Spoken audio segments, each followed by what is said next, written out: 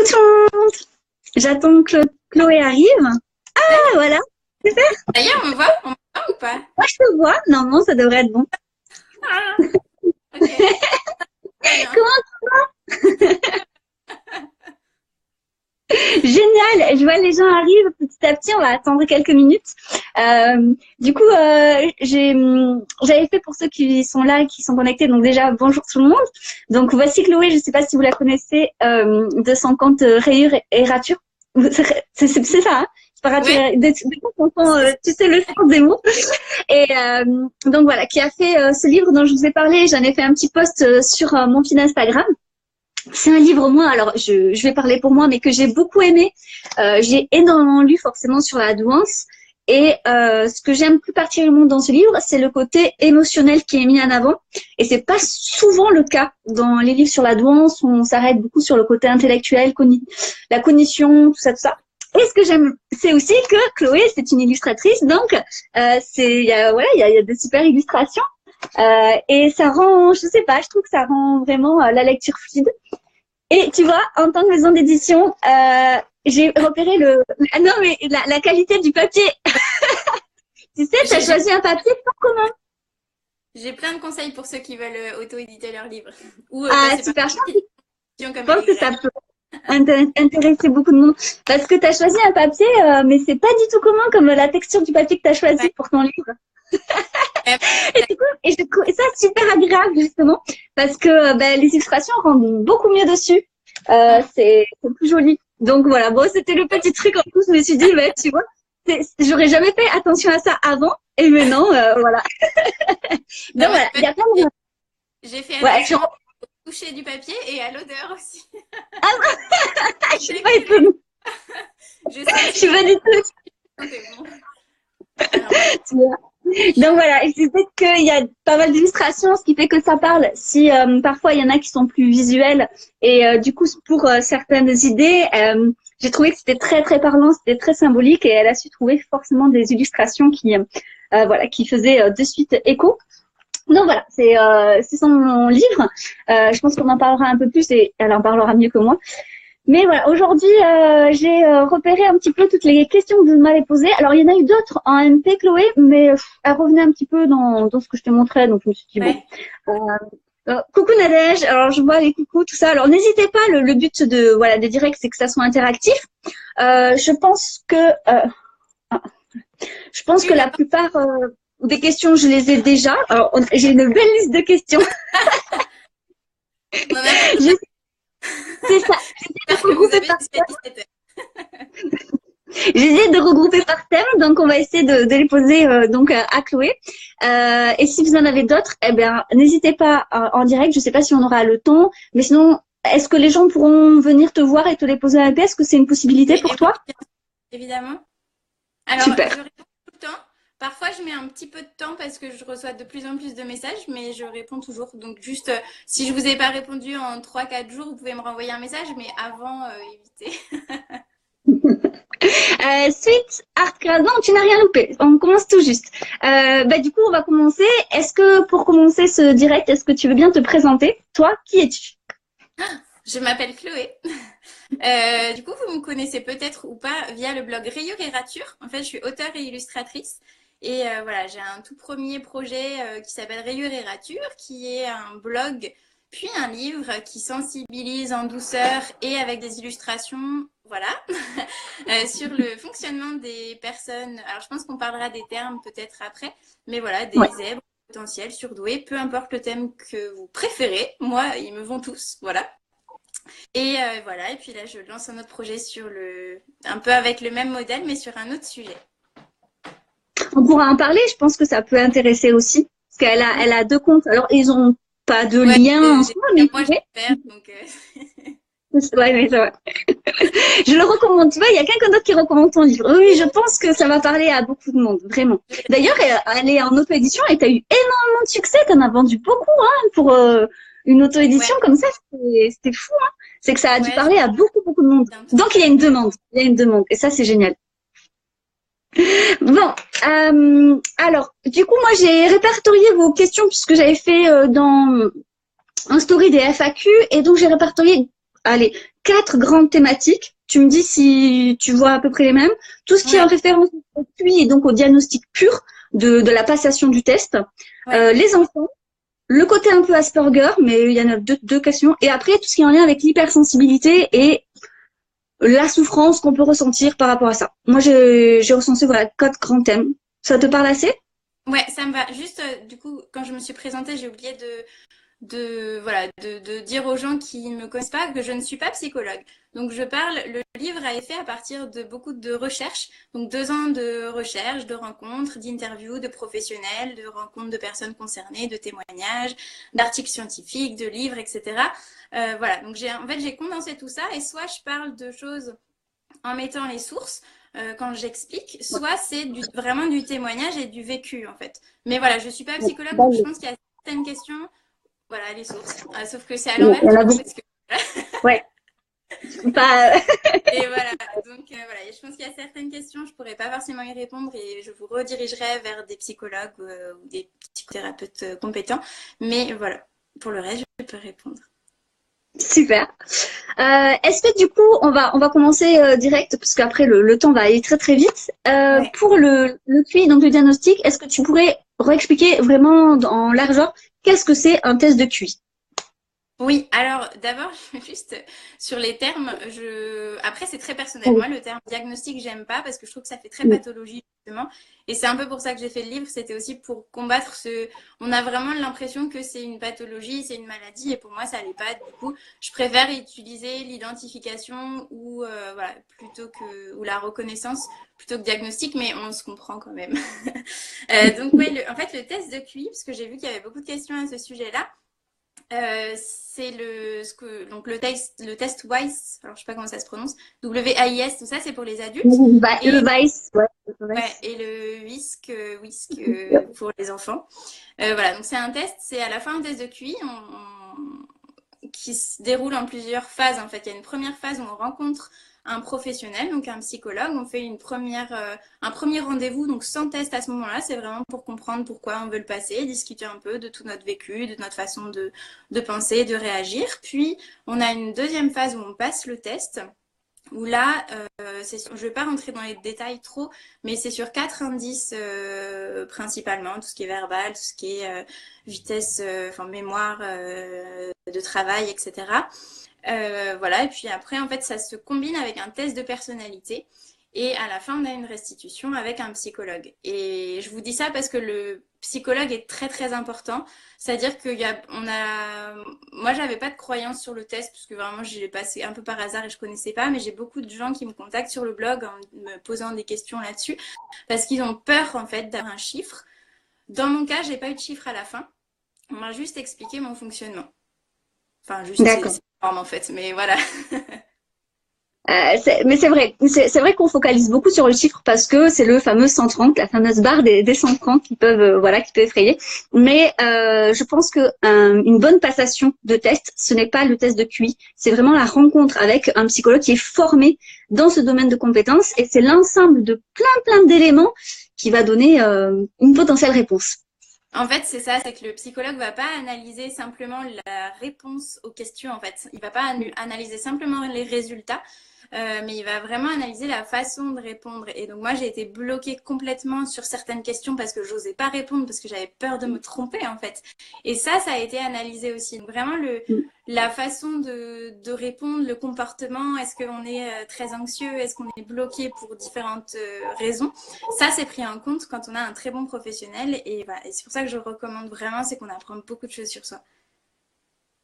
Et ben voilà, justement, la question c'était est-ce que c'est vraiment utile parce que le prix revient souvent comme quelque chose de difficile. Alors, si tu me permets, j'aimerais bien répondre parce que je suis psy, mais pas sur le QI, mais je crois que le prix, il faut aussi le mettre, c'est très cher, c'est vrai, c'est autour de 300 €. Enfin, après, ça dépend des professionnels, mais il faut aussi le diviser par le nombre d'heures de travail qu'il y a derrière, qui est juste énorme en fait. Il y a le temps, certes, que l'on passe avec le psy pendant, la reconnaissance, l'identification, la passation du test, mais il y a aussi toute l'analyse derrière. Il va mettre des heures et des heures parce que moment on a un support EFI très détaillé sur notre façon de fonctionner. Et ça, c'est quand même des heures de travail derrière. Je voulais juste remettre ça. Soit. Pardon? Et c'est un investissement sur soi, en fait, pour après. Je veux dire, si Voilà. Voilà. Et du coup, la question c'était, est-ce que c'est utile? Donc pour toi, ça l'est. Alors pour moi, c'est utile. Après, ça dépend du but en fait. Parce que pareil, sur le blog, je reçois beaucoup de gens qui m'écrivent et qui me disent, moi, je me reconnais dans ce blog, je me reconnais dans tous les livres que j'ai lus sur le sujet. Ça me fait du bien parce que je me sens pas anormale, je me sens beaucoup moins seule. Et en fait, est-ce que je dois passer test? Et dans ces cas-là, en général, je réponds, ben non, pas forcément. Parce que si ça vous fait... Le but, c'est que vous soyez bien en fait. Donc si ça vous fait du bien de savoir que vous n'êtes pas tout seul, n'allez pas... Voilà, si vous si vous en ressentez pas vraiment le besoin, n'allez pas passer le test et perdre 300 euros. Mais après, Oui, je pense voilà, exactement. voilà, si on a vraiment envie de connaître bien le fonctionnement et qu'on en ressent le besoin, soit on a besoin d'être sûr. Il y a des gens, c'est ça, ils ont besoin d'une preuve, ils ont besoin de savoir. Il y a d'autres gens, c'est parce qu'ils ont besoin de comprendre plus leur fonctionnement. Il y a d'autres gens, ça leur suffit de lire, de se reconnaître et de se sentir moins seul. Donc voilà, ça dépend de ce que vous voulez. Je vais pas dire à tout le monde, ouais, passe-le. Alors je rappelle que Chloé n'est pas sponsorisée par le test de QI. Elle ne gagne rien. Du coup, il y avait la question, peut-on être zèbre sans diagnostic? Donc ça coule de source, mais je te laisse quand même répondre. Ben, oui, on est zèbre sans diagnostic, puisqu'on est zèbre en fait. On est comme ça, on mourra comme ça, on sera toujours comme ça, on ne devient pas zèbre ou surdoué ou autre. Par contre, on ne le sait pas forcément. C'était ça, il y avait une question aussi, c'était, alors c'était, où est-ce que j'ai, oui, est-ce génétique? Pourquoi le QI peut baisser ou augmenter? Est-ce qu'on peut l'augmenter? Il y avait une question. Oui, j'avais vu ça. Est-ce qu'on peut augmenter son QI? Eh bien, alors, sur la question de la génétique, il y a une part d'inné et une part d'acquis, mais les différents spécialistes ne sont pas tous d'accord sur justement voilà, cette part d'inné, cette part d'acquis. On sait qu'au niveau des câblages, au niveau du fonctionnement cérébral, cognitif, il y a des différences qui sont visibles à l'IRM, donc on penche voilà, pour quelque chose de plutôt génétique, mais la part d'inné d'acquis n'est pas encore définie, les spécialistes ne sont pas d'accord, donc je ne vais pas me prononcer là-dessus. Après, on peut augmenter ses performances au test de QI. Si vous avez envie d'avoir des meilleurs résultats, vous pouvez vous entraîner. Mais je vois pas trop l'intérêt parce que votre fonctionnement ne va pas changer en fait. Vous pouvez travailler votre mémoire et c'est toujours bon à prendre, je crois. Mais voilà, votre fonctionnement ne va pas changer. Donc après, il faut se demander pourquoi est-ce qu'on a envie de faire ça. Ouais, là, je compléterai, si tu me le permets. Il y en a qui me disent, j'ai moins que ce que j'avais quand j'étais enfant. Alors, pourquoi? Parce que ça se calcule pas du tout de la même façon. L'échelle de valeur n'est pas du tout la même. Par exemple, si on prend le VISC 3, qui était sur un maximum de 160, il faut savoir que sur le VICE, il est 150 maximum. Donc, effectivement, si on compare, et c'est pour ça qu'on se dit qu'il faut arrêter en fait, de faire une fixation sur les chiffres, parce que des fois, en plus, il y a beaucoup de QI hétérogènes, donc qui ne peuvent pas se calculer. Ça, je pense que, je sais pas si tu en parles un peu dans ton livre, les QI homogènes, hétérogènes. Non, pas trop. J'ai pas encore fait des tests de QI, mais ça va venir. Voilà. Et donc, du coup, QI hétérogène et donc j'ai pas de chiffres. Voilà, c'est ça. Mais après, je sais que certains psy vont proposer une échelle de grandeur, une fourchette de chiffres. ouais, c'est vrai. Tu sais, peut-être que voilà, chacun a sa façon de fonctionner, mais voilà. Mais donc voilà, et je pense qu'il faut pas se dire est-ce qu'il va baisser, est-ce qu'il va augmenter, parce qu'effectivement, si vous connaissez les subtests qu'il y a dans chaque des tests, vous pouvez vous entraîner. C'est vrai, on peut très bien s'entraîner. Ça, on peut voilà, ses performances. C'est ça. Mais le but n'est pas, en fait, d'avoir le plus haut QI. C'est pas du tout le but de ce test. C'est vraiment de comprendre un fonctionnement, comme le dit si bien Chloé. Alors du coup, bon, je te pose les questions parce qu'on me les a posées, donc pour être, voilà, je pense qu'on y a répondu. C'est, faut-il forcément avoir le 130 pour être surdoué? C'est la définition officielle. Après, voilà, quelqu'un qui a 129, on va pas lui dire, bah non. Enfin, voilà, c'est un tout en fait. C'est que le chiffre ne définit pas la douance. Ça permet d'estimer, voilà, d'évaluer la douance, mais ça ne la définit pas. Et du coup, il y a une question qui fait écho à ce qu'on est en train de poser là en commentaire. D'après toi, donc on te demande toi, selon toi, est-ce que tu trouves que ce test est superficiel, fiable et subjectif? C'était une question qu'on m'a posée. Non, enfin, ça dépend de la personne qui va l'analyser. Après, j'ai bon espoir qu'ils aient des bonnes formations et que non, je pense pas que ce soit subjectif. Après, fiable, en fait, ça dépend ce qu'on appelle fiable. Pour moi, aujourd'hui, c'est le seul, oui, qui est, déjà, c'est le seul qui existe, en fait, pour estimer l'intelligence, donc c'est le plus fiable aujourd'hui. Après, on est à la 5e version, hein, donc il s'améliore parce que la première a été faite en 1905, donc ça remonte. Donc du coup, ils se sont améliorés. Hein, oui, c'est une question que je sais pas si voilà, mais il existe aussi le quotient émotionnel Ouais. qui est normalement pris en compte dans une analyse donc psychologique quand on parle de douance. Est-ce que tu saurais nous en dire un peu plus sur ce sujet ou pas trop? Non, je serais pas assez calée là-dessus pour pas dire de bêtises. D'accord. Alors après, une question, c'était un HP qui se dit HP sans avoir passé le test. Est-ce que ça te paraît pas bizarre, vu que les HP sont censés être humbles? Ben, en fait, tout dépend à qui il le dit. Parce que moi, personnellement, ça m'arrive jamais de dire salut, je suis HP. Du coup, j'ai un peu de mal à comprendre cette question. En fait, je comprends que une personne qui va se reconnaître dans les caractéristiques d'une personne à haut potentiel peut s'auto-proclamer au potentiel, mais dans le sens où, par exemple, elle va commenter des publications sur Internet ou s'intéresser et commenter sur des sujets. Et à ce moment-là, bah oui, si elle se reconnaît, pourquoi? Enfin, tout le monde a le droit de commenter tout ça. Mais après, voilà, oui, je trouverais ça bizarre que quelqu'un me dise salut, je m'appelle Jérôme et je suis HP. Que, voilà. Dans un Enfin, cas, même, dans je un trouve cadre ça bizarre. particulier, pourquoi pas? Alors oui, cette question, je pense que tu vas pouvoir bien y répondre par rapport à tous les témoignages. C'est comment passer le cap, car je trouve très délicat d'aller voir un psychologue et de lui dire bonjour, je pense être surdoué, je veux faire le test. Ouais. Alors moi je comprends très bien et il y a beaucoup de gens pareil tous les jours qui m'envoient des messages pour me demander. Et après je pense que vraiment en partant du constat, du décalage de je me suis reconnue dans tel livre ou je me suis reconnue dans tel blog, du coup je creuse un peu cette piste. Est-ce que vous pouvez m'en apprendre plus sur mon fonctionnement? Dans le sens où quand on va passer le test, on va pas forcément en disant bonjour, je voudrais savoir si je suis surdouée ou pas, mais c'est vraiment dans le but d'apprendre des choses sur son fonctionnement, c'est-à-dire qu'à la fin, on va pas vous dire oui, vous êtes surdoué ou non, vous l'êtes pas. Si vous l'êtes pas, on va quand même vous expliquer fonctionner. Donc voilà, pour moi, c'est plus facile d'y aller en disant j'aimerais comprendre comment je fonctionne parce que parfois je me sens un peu en décalage ou j'ai du mal à, voilà, dans certaines situations, à avoir le même raisonnement que les autres en fait.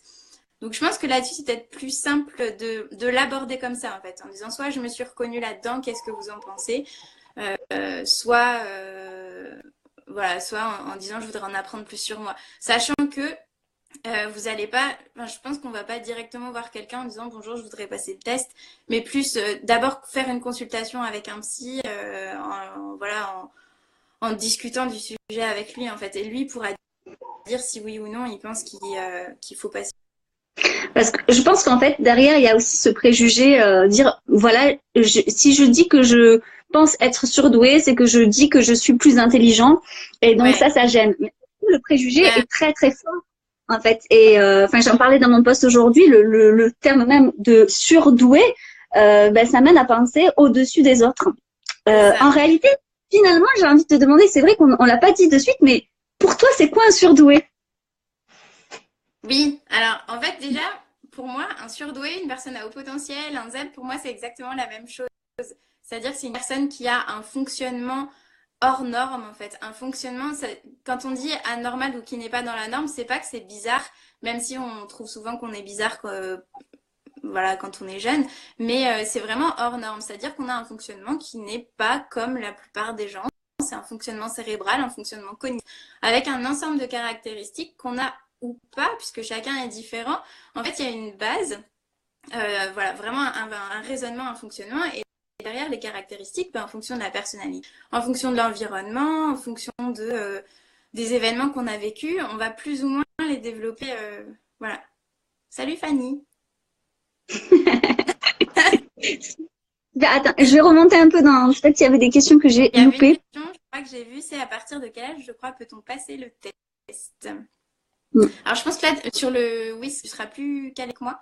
Je sais pas à partir de quel Alors, âge on peut passer. Moi, j'aurais tendance à dire que à partir du moment où l'enfant est capable de vraiment comprendre pourquoi on lui fait passer le test et ce que ça veut dire, là, c'est intéressant. Avant, moins. le VISC se fait de 6 ans à 17 ans et 11 mois. Ne me demandez pas pourquoi 17 ans, 11 mois, j'en sais rien.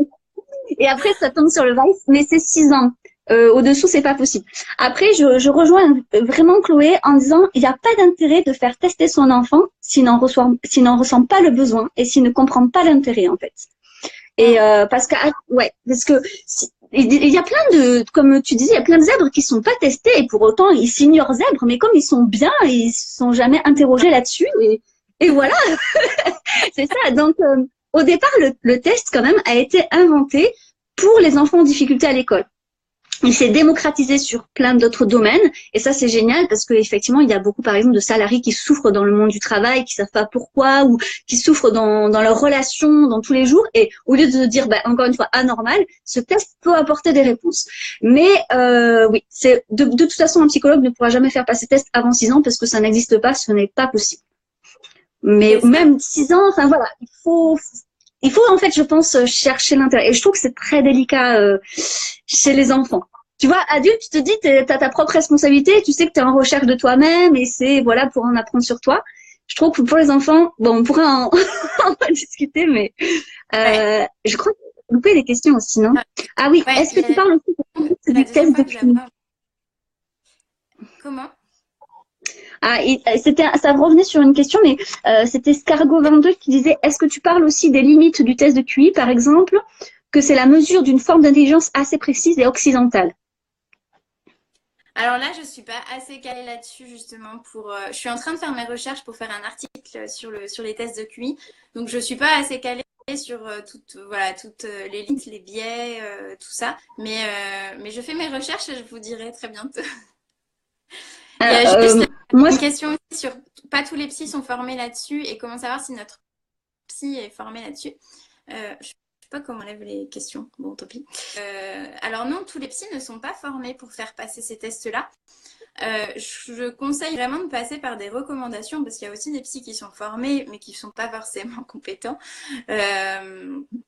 Donc, c'est vrai que je trouve que ça mieux de passer par des recommandations. Si vous connaissez personne qui a fait un test comme celui-ci, vous pouvez vous rediriger vers l'association.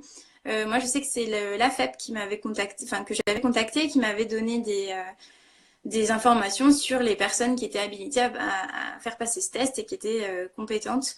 Donc voilà, vous pouvez vous rediriger. Moi, j'en connais, j'ai des recommandations sur Lyon. Après, j'en ai pas ailleurs. J'en ai une à Nantes, mais je crois qu'elle consulte plus. Voilà, donc si vous êtes ailleurs, vous pouvez contacter les associations. Je pense qu'elles vous donneront des contacts. Ouais. Je renais sur Scargo, ce que tu disais, les limites du test de QI. Oui, il y aura toujours des limites, mais tous les tests ont des limites dans le sens où, en fait, on est encore sur l'idée d'une normalisation. Donc, c'est à partir d'un échantillon donné qu'on prend une norme donnée. Après, chaque test de QI est différent de pays à pays. Normalement il est en lien avec la culture en fait du pays, donc ça c'est intéressant aussi de le prendre en compte. Donc tu n'auras pas du tout le même test si tu passes en France ou en Belgique ou aux États-Unis. Et après c'est bien pour ça que Chloé a bien insisté au départ que ce n'est pas juste cette passation de tests qui compte, mais l'analyse globale de ta personnalité, de ton fonctionnement par un psychologue. Et alors formé dans les études de psy, on n'est pas du tout formé. C'est quelques heures de cours. En fait, ceux qui ont vraiment envie de se former là-dedans, il faut faire un DU supplémentaire. Donc, il y a vraiment une formation qui est possible en plus. Mais ensuite, n'importe quel psy, du moment où tu as un master 2 en psychologie, tu peux acheter sur Internet le test Vice pour le faire passer. Et il vérifie pas. Il te faut le diplôme, en fait. C'est ça. C'est pour ça qu'il y a des personnes qui le font passer. Parce qu'on va pas se le cacher, aujourd'hui, c'est un peu devenu un business aussi. Et donc, il y a des personnes qui le font passer qui ne sont pas forcément compétentes. Et c'est vraiment pour ça que alors sans remettre en cause leurs compétences au niveau du soutien psychologique et de l'accompagnement psychologique, mais pour ces tests-là, je pense que c'est mieux de passer par des recommandations. Totalement. que ça vaut le coup déjà financièrement d'investir là-dedans en fait, pour avoir un vrai, pas seulement un chiffre à la fin, mais une vraie analyse. Notre copine commune, Fanny, nous demandait si on avait déjà expliqué l'origine du terme zèbre. Non, on n'a pas encore expliqué.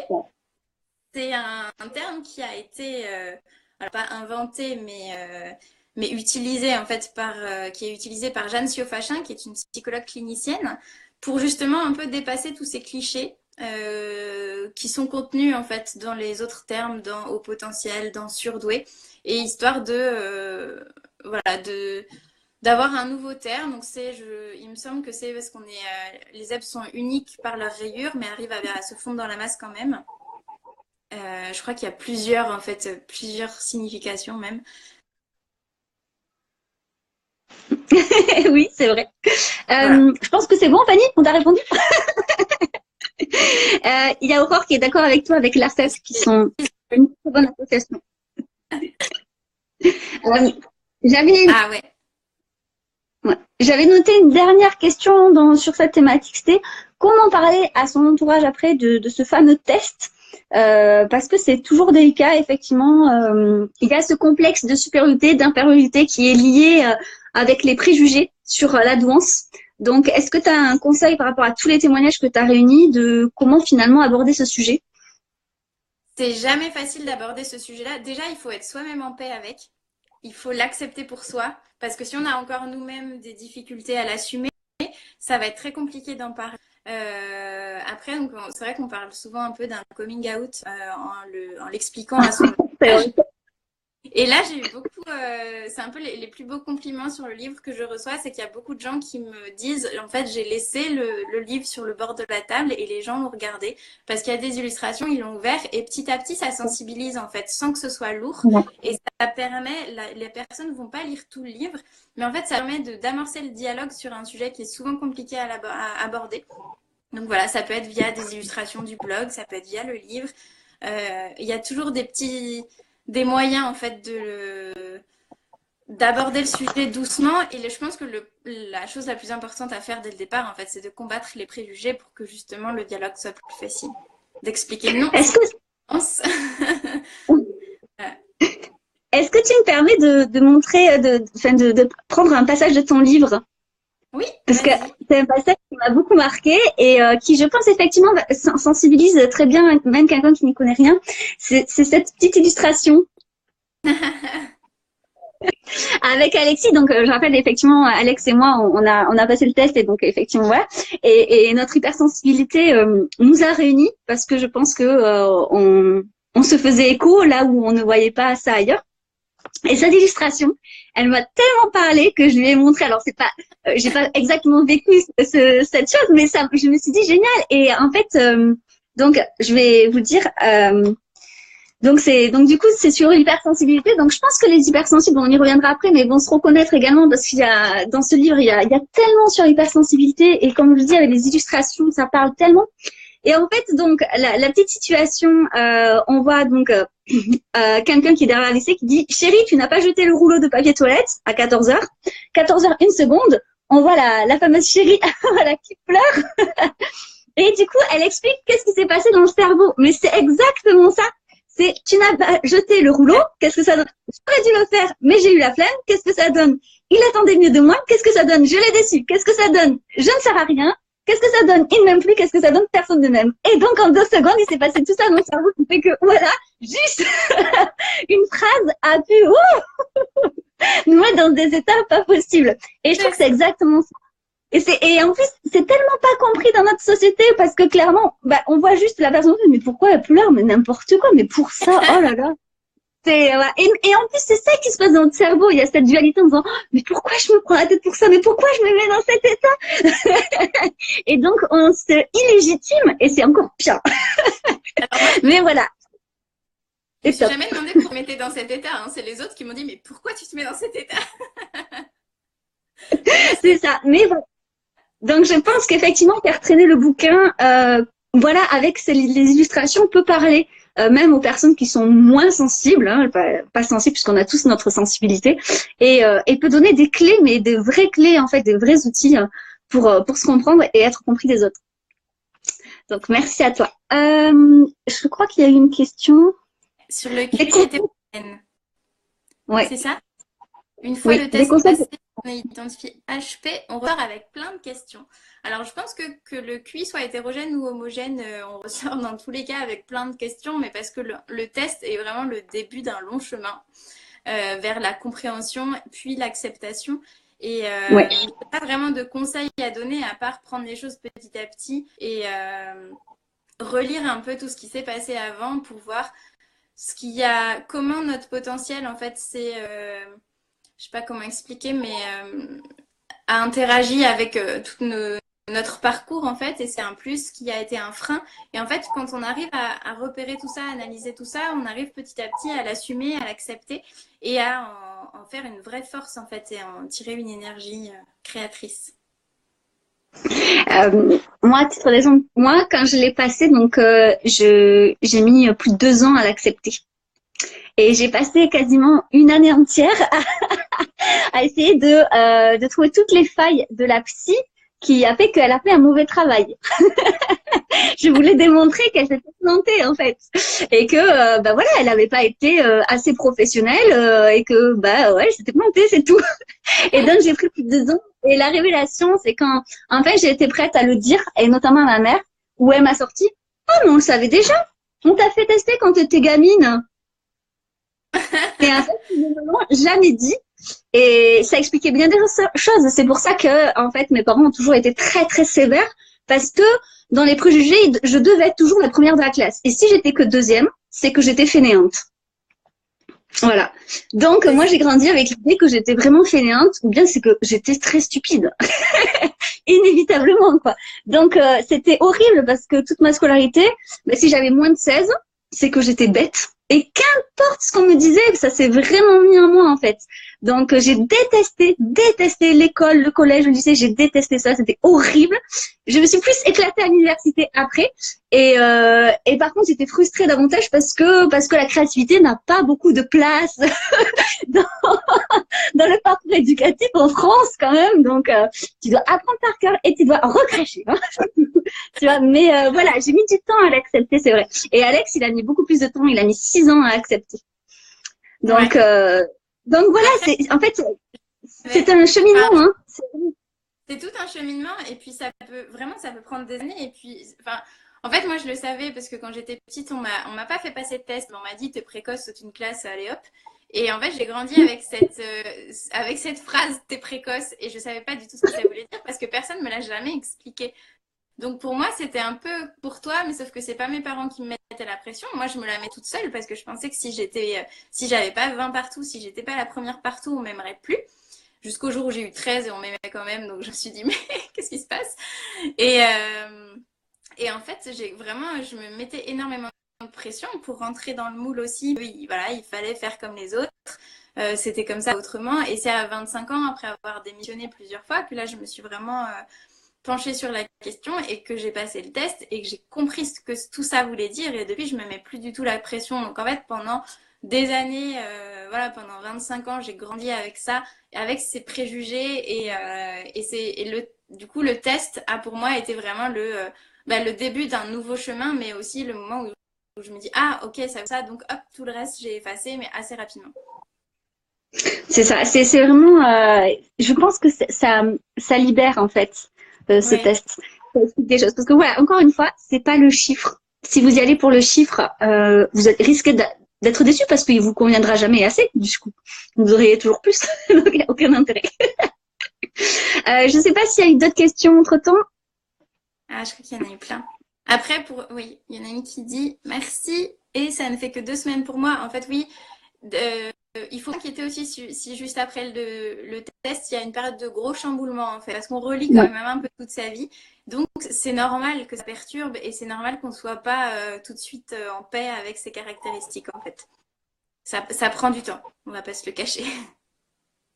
Vous voyez, moi j'ai mis 2 ans, Alex 6 ans, donc voilà, prenez votre temps.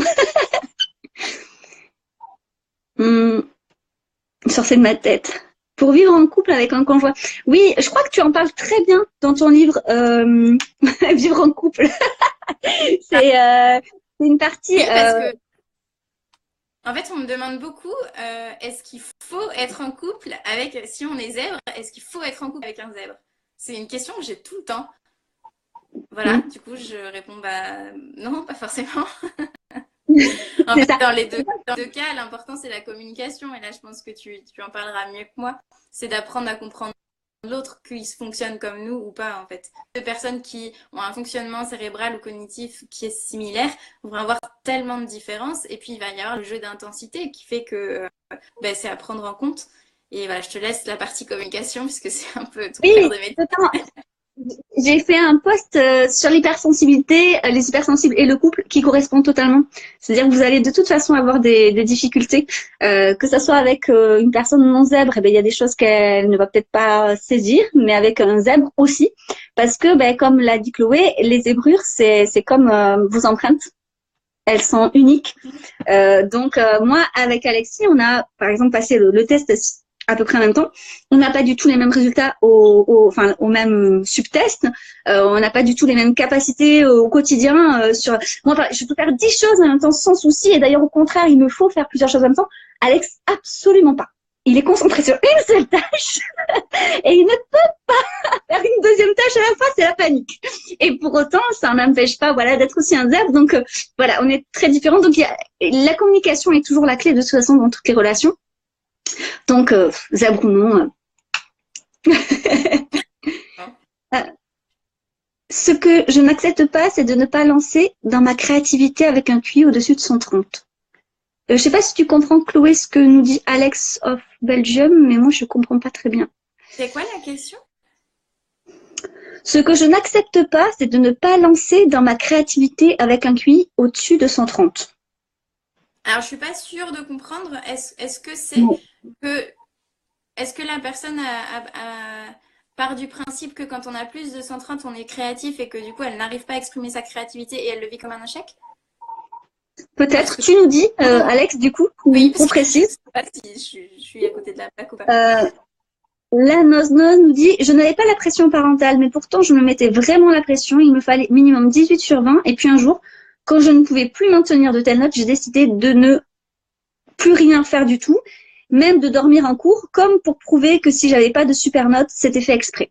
Ah, ça c'est une caractéristique des zèbres, la recherche de perfection, quitte à ne rien faire. Il y en a beaucoup qui l'ont, Ça. n'est-ce pas? C'est aussi la peur de l'échec, en fait. Souvent, plutôt que de faire des efforts et de rater, on préfère ne rien faire parce que comme ça, on a l'excuse qui explique pourquoi on a raté. Donc, c'est-à-dire qu'on a, enfin, raté. On n'a pas l'objectif qu'on voulait parce que on n'a pas travaillé ou parce qu'on a fait exprès de ne rien faire, en fait. Et ça permet d'avoir une excuse et de, voilà, enfin, c'est aussi dans le chapitre sur la peur de l'échec et c'est assez typique du fonctionnement des zèbres et je pense même beaucoup de non-zèbres qui ont un souci avec la peur de l'échec parce que c'est un mal de pays. Je vois la réponse de Alex of Belgium qui dit j'ai plus de 130 et je n'ai rien fait de spécial. Mais En moi fait, non plus, j'ai rien fait de spécial. Je crois qu'il faut arrêter de se mettre la pression en disant il faut faire quelque chose de spécial parce qu'on a au-dessus de 130. alors, Ah, désolée, c'est à l'envers. Mais en gros, c'est ouais. pour vous montrer que ça, c'est un résultat exceptionnel. Et tout ça, en fait, c'est tout ce qui a permis d'arriver à ce résultat exceptionnel. Souvent, on pense, et c'est ce qui est diffusé dans les médias, et c'est aussi un peu les préjugés, c'est que on parle des personnes surdouées qui ont produit un résultat exceptionnel. Donc ici, mais là sur la douance, c'est pas ça. C'est ça en fait. C'est tout ce processus, c'est tout ce fonctionnement. Donc non, personne. Ici, il y a des gens qui ont fait quelque chose d'exceptionnel, mais c'est pas parce qu'on est à haut potentiel qu'on va forcément produire quelque chose d'exceptionnel. C'est vraiment pas lié, donc il faut pas vous sentir inférieur si vous avez l'impression de n'avoir rien fait d'exceptionnel. Et voilà. Et puis après, il y en a qui, des fois, on entend ce genre de phrase, ah, mais tu gâches ton potentiel. Alors, j'ai envie de dire, vous devez rien à personne, déjà, de base, hein. Donc, il n'y a pas de, c'est comme si on devait forcément offrir quelque chose au monde. Mais on n'a pas besoin d'avoir un QI supérieur à 130, encore une fois, pour offrir quoi que ce soit au monde. Chaque personne a à offrir de toute façon le meilleur d'elle-même au monde. Donc, ne vous mettez pas cette pression en disant, mais moi, je dois faire un truc exceptionnel. Non, non, soyez heureux. Ça fera quelque chose d'exceptionnel. Exceptionnel. C'est tout. Alors, je continue les questions parce que y en a qui sont pas là, mais qui m'ont dit, s'il te plaît, avec le replay, pose ma question. Est-ce que tu saurais répondre sur les enfants, comment reconnaître un enfant HP et comment l'aider? Ah, comment l'aider, ça c'est compliqué. Mais comment le reconnaître, en fait, c'est une question. Alors, je suis pas très calée sur les enfants. C'est un sujet pareil qui est en cours sur tout ce qui est enfant et parentalité. Donc, je pense que tu dois peut-être mieux connaître que moi.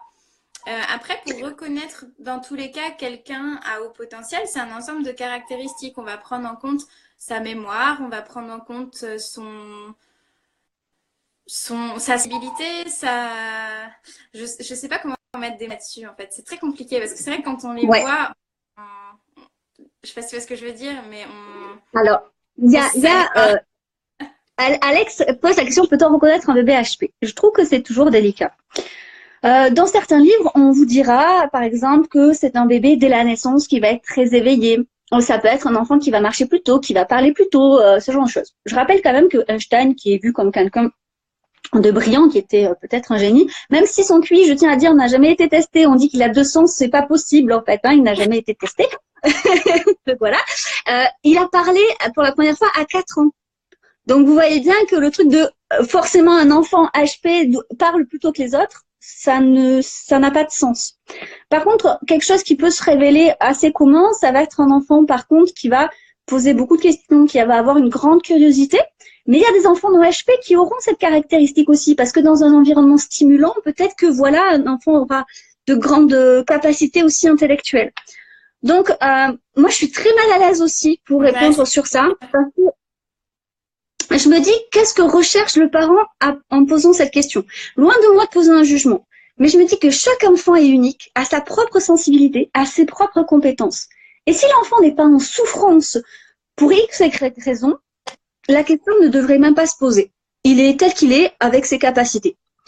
Si à un moment donné, l'enfant ressent une souffrance ou il se met en échec scolaire ou ressent un décalage avec les autres enfants, enfin voilà, là, le mieux de toute façon, c'est d'aller voir un professionnel, tout simplement, qui pourra beaucoup mieux répondre que Chloé et moi, puisqu'il aura l'enfant sous les yeux. Voilà. C'est un peu sur une question qu'elle a posée un peu avant sur un enfant qui était est-ce qu'un enfant sensible en grande difficulté scolaire, peur de l'échec, évitement, peut-il être diagnostiqué zèbre? En fait, voilà, c'est typiquement quand vous avez des problématiques et que l'enfant montre une souffrance ou un changement de comportement qui est preuve un peu d'une grande souffrance. À ce moment, oui, je pense qu'il faut consulter. Ça ne veut pas forcément dire qu'il est zèbre, mais ça peut. Et donc, consulter un thérapeute qui pourra donner son avis et orienter éventuellement vers justement un test pour dépister zèbre. Avant qu'on rentre justement sur la grande thématique de l'hypersensibilité, juste lien avec le syndrome Asperger. À ma connaissance, il n'y a pas d'études qui montrent un lien entre la douance et le syndrome Asperger. Je sais que ça peut être parfois confondu au début parce qu'il y a certains points communs entre les deux. Il y a aussi beaucoup de différences, notamment au niveau de l'empathie. On peut cumuler les deux doubles particularités, mais pas forcément. Il y a des personnes qui sont Asperger sans être zèbres et d'autres qui sont zèbres sans être Asperger. Donc je crois que le lien, en tout cas mes dernières lectures, n'est pas établi scientifiquement. Génial. Juste pour rappeler le syndrome Asperger, pour ceux qui ne connaissent pas. Ouais, c'est un trouble du spectre autistique où il n'y a pas de retard mental en fait. C'est pour ça que c'est souvent confondu un petit peu avec la douance. Je crois que j'ai aussi une illustration à ce sujet de mon dernier témoignage illustré sur le blog est justement le témoignage d'une jeune femme que j'ai vu tout à l'heure connectée, qui est à la fois zèbre et Asperger. Donc je pense que son témoignage peut vous parler. Ouais, elle ne connaissait pas très bien ce syndrome en fait, et elle m'explique vraiment ce que ça veut dire, quels sont les points communs avec la douance, mais aussi les grandes différences, notamment au niveau de l'empathie, où en fait elle a beaucoup d'empathie cognitive, mais pas d'empathie émotionnelle. C'est-à-dire que si quelqu'un pleure, elle pleure, ce qu'elle me racontait, mais elle ne sait pas pourquoi en fait. Elle se met pas à la place de l'autre, et donc il y a souvent au niveau des codes sociaux, des troubles en fait. C'est ça. C'est surtout, la difficulté va être surtout sur les conventions sociales qui seront en fait difficiles à comprendre. parce que souvent lié à l'émotionnel. Il nous reste pas longtemps parce qu'en fait, le direct, tu sais, Instagram coupe au bout d'une heure. Donc, du coup, l'hypersensibilité, il y avait, est-ce qu'un HP est forcément hypersensible et vice-versa, est-ce qu'un hypersensible est forcément HP? Non. Alors, je crois, bon, pareil, les études, tout le monde n'est pas toujours d'accord, mais on estime, selon les études, entre 15 et 20% de la population qui est hypersensible, tandis qu'il n'y a que environ 2%. Alors, évidemment, c'est très difficile de faire une proportion puisque tout le monde n'est pas testé, mais voilà, de 2% de la population qui est zèbre. Après, je ne sais pas si par hypersensibilité, on voulait dire l'hypersensibilité émotionnelle ou l'hypersensibilité des 5 sens, l'hyperesthésie. Je sais pas. Une Je pense que c'était plutôt. Je pense que c'est plutôt émotionnel, d'après ce que j'ai compris de la question, mais pas sûr. Ouais, en fait, une personne à haut potentiel va être hypersensible des 5 sens, c'est-à-dire qu'elle va être plus sensible au bruit, aux odeurs, elle va recevoir en fait plus de stimuli venant de l'extérieur. Après, au niveau émotionnel, c'est un peu plus délicat. Il n'y a pas, encore une fois, d'études qui prouvent le lien, même si au niveau clinique, on voit quand même une tendance à l'hypersensibilité. Après, encore une fois, selon la personnalité, selon l'environnement dans lequel on a grandi, ça se manifeste pas de la même manière. Il y a des gens qui peuvent être complètement bloqués. Et je crois qu'il y a une docteure, docteur Perrine Vandamme, qui expliquait qu'en fait, une personne à haut potentiel va avoir un fonctionnement différent. Et donc, si elle a eu un environnement plutôt stable, plutôt stimulant, va pas forcément développer son hypersensibilité puisqu'on lui aura laissé la place en fait d'exprimer ses émotions, alors qu'une personne qui a vécu des traumatismes, un stress ou un environnement pas forcément adapté, là va plus développer l'hypersensibilité. Mais voilà, tout le monde est sensible, il y a différents niveaux, donc c'est toujours un peu difficile de faire le lien entre les deux. Je sais que beaucoup lisent des livres et se reconnaissent dans l'hypersensibilité. Après, se reconnaissent dans un livre sur les zèbres et se disent mais je suis quoi? Et voilà, on peut être les deux.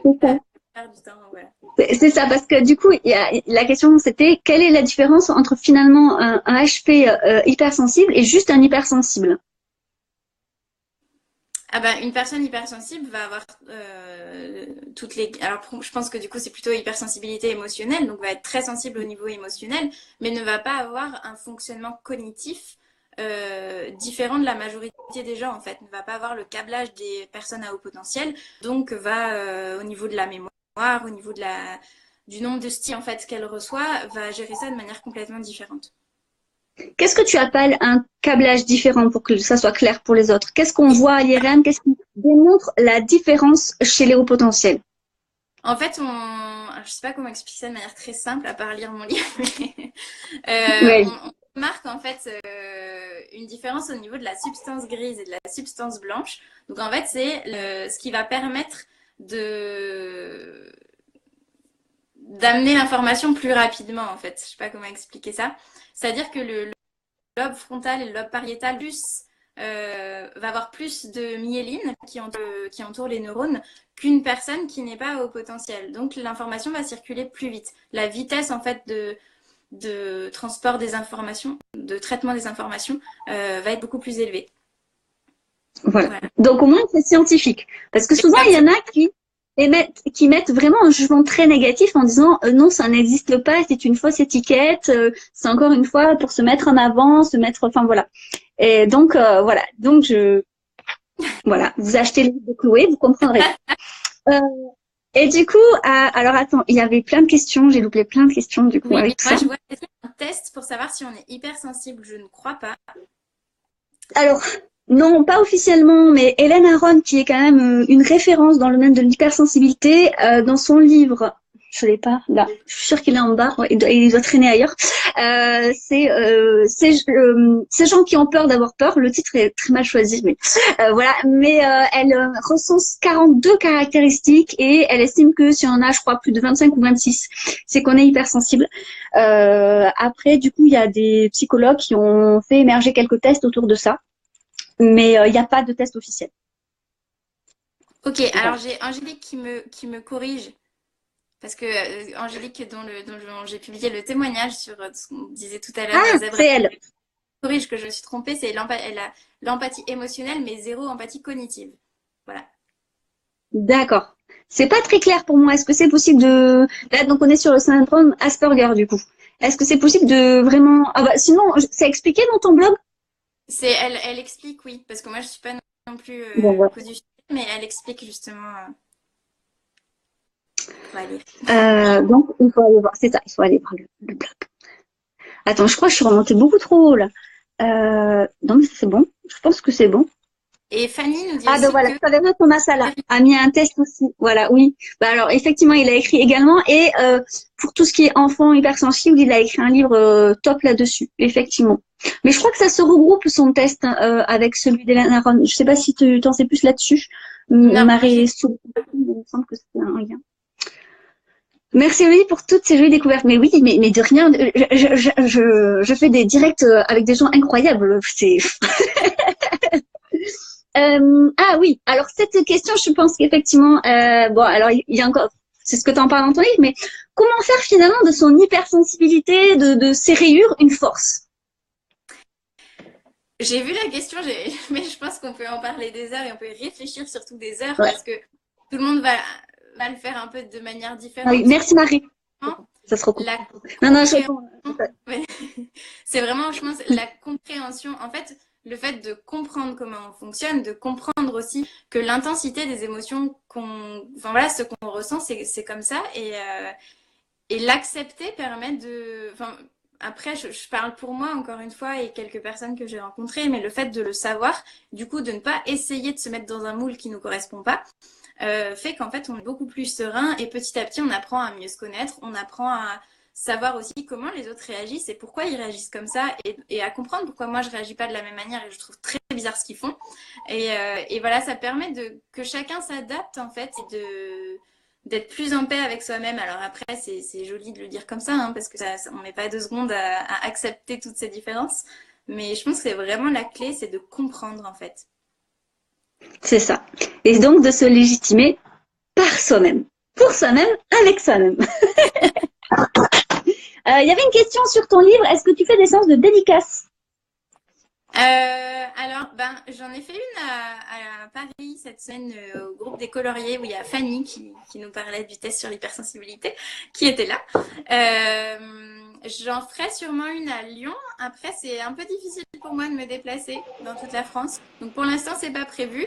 Mais je vais essayer. Je sais qu'à Toulouse, il y a une association avec laquelle j'étais en contact, à qui j'ai offert mon livre, qui est intéressé pour qu'on organise quelque chose ensemble. Mais voilà, il faut que j'ai l'énergie et de me déplacer. Super. Bon, ben voilà. Je sais pas, est-ce qu'il y a des questions que tu avais notées, que j'ai oubliées ou des choses? Je pense que moi, j'ai fait le tour. Je pense que... Ouais, si, c'est tout ce que j'avais noté. Non, j'avais noté aussi, est-ce qu'un enfant à haut potentiel va forcément en souffrir? Ah oui. Et je tenais vraiment à répondre pour rassurer aussi, c'est que vraiment, voilà, c'est pas forcément, enfin, c'est pas une pathologie, donc c'est pas forcément quelque chose dont on va souffrir si on est dans un environnement qui est adapté, si on est stimulé, si on va chercher nous-mêmes ces stimulations. On peut être très heureux, on peut être zèbre et très heureux et très épanoui. Totalement. Du coup, ça rejoint un peu la question là qui m'a été posée pour l'hypersensibilité, si tu veux bien que j'y réponde, parce que c'est lié vraiment à l'hypersensibilité, zèbre ou pas, proportionnel au vécu de l'enfance, oui et non en fait, hein, parce que on est hypersensible. Après, avec les événements de la vie, ça va, on va réagir de façon différente par rapport aux événements, aux traumas. Mais en fait, il y a des personnes qui naissent hypersensibles dans une famille qui justement le voient comme une qualité. Comme quelque chose de voilà et qui vont jamais remettre en question ça ou avoir un préjugé négatif sur l'enfant par rapport à son hypersensibilité et qui va grandir en fait très positivement et qui va jamais le vivre mal en fait et qui va être très très heureux. Et alors c'est vrai qu'on parle beaucoup de la douance en disant attention ils sont en souffrance tout ça, mais c'est parce que justement ça existe et on a envie forcément, on parle souvent des problématiques parce que les zèbres qui souffrent pas on n'en parle pas parce que voilà ils vivent bien. mais voilà, mais c'est, enfin voilà, moi je vis bien, tu vis bien, il il y a des choses très positives, mais c'est intéressant justement d'aider les personnes qui sont en difficulté, en souffrance, en questionnement et qui pourraient évoluer positivement grâce à ce test, grâce à ce genre de lecture, grâce à ce genre d'interview.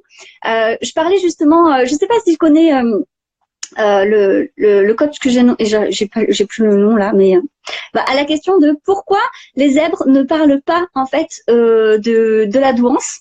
Tu sais, c'est quelque chose qui revient souvent. Et moi j'ai envie de dire parce que c'est pas facile de s'exposer comme ça, parce que comme souvent on a le genre, je sais pas si ça t'arrive aussi, mais c'est encore ce truc de qu'est-ce que toi t'as fait d'extraordinaire? Ah oui, montre-moi. Moi des fois on m'a déjà dit vas-y cite-moi le centième après la virgule de pi. Je la connais pas. Je la connais pas, je m'en fous. Tu vois, j'étais là.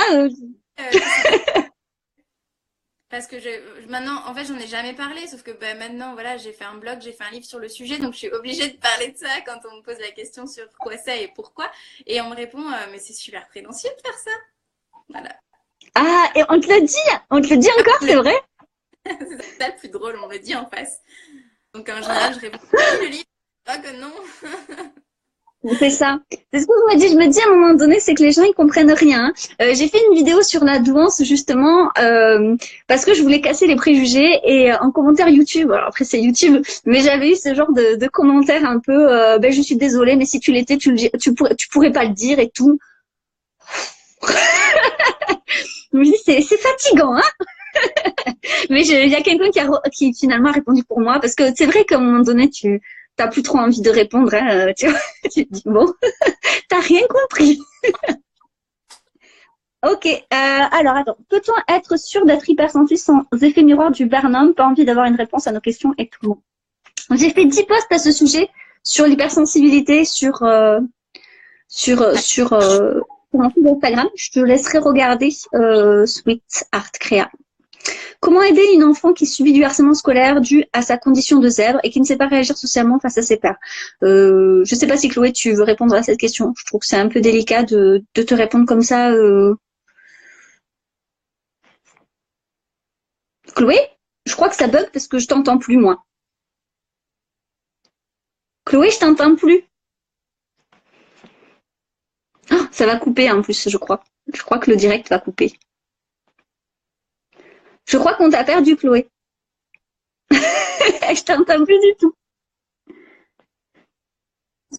Bon, non, j'entends. Je sais pas si vous entendez Chloé. Dites-moi si vous l'entendez, parce que moi je l'entends plus. J'ai brûlé à mes parents. Pour cela, j'ai simplement fait lire rayures et ratures. Mais j'ai été un mur d'incompréhension. Il est possible qu'effectivement, je suis là pourtant. Bah écoute, on t'entend plus. Ah, ça y est. Mais la première chose, c'est. Attends, il y a un décalage en fait, je crois. Oui, mais là, tu m'entends? Il y a un décalage. Si, je t'entends, mais il y a un décalage, je crois. Je m'entends pas. Écoute, je pense. Je te remercie. De toute façon, ça va couper parce qu'on est quasiment à 1 heure et je pense que Instagram va couper. Mais je te remercie vraiment d'avoir pris le temps avec nous. Pour tous ceux qui ont des questions, n'hésitez pas à lui envoyer un P. Comme elle disait en tout début, pour ceux qui n'étaient pas là en début, elle prend le temps, mais elle n'a pas toujours l'occasion là de vous répondre à la minute ou dans la journée. Donc, ne vous inquiétez pas si elle prend du temps à répondre. Elle le fait avec plaisir, mais elle prend du temps. Tu peux dire oui de la tête. Ah, c'est bon, t'entends là. Ouais, donc voilà, vraiment merci. Je pense que c'est un livre effectivement. Alors il y en a qui ont témoigné qu'ils l'ont laissé lire et que pour autant il n'y a pas eu d'effet escompté. Je crois que de toute façon la seule personne à convaincre et à légitimer, c'est vous par vous-même. Après que les autres n'y comprennent rien, c'est parce que peut-être qu'ils n'ont pas envie de comprendre. Il reste 20 secondes, ça va couper. Et ça, vous allez rien y changer. Donc, juste vivez-le pour vous, en fait, votre douance. Faites-en une force, mais n'attendez pas forcément des autres qui le reconnaissent comme tel, parce que quelqu'un qui aura envie de se renseigner sur le sujet se renseignera. Pour les autres, tant pis pour eux, j'ai envie de dire. Hein. Voilà. Il reste 5 secondes. Je te fais de gros bisous, Chloé, et je te fais de gros bisous.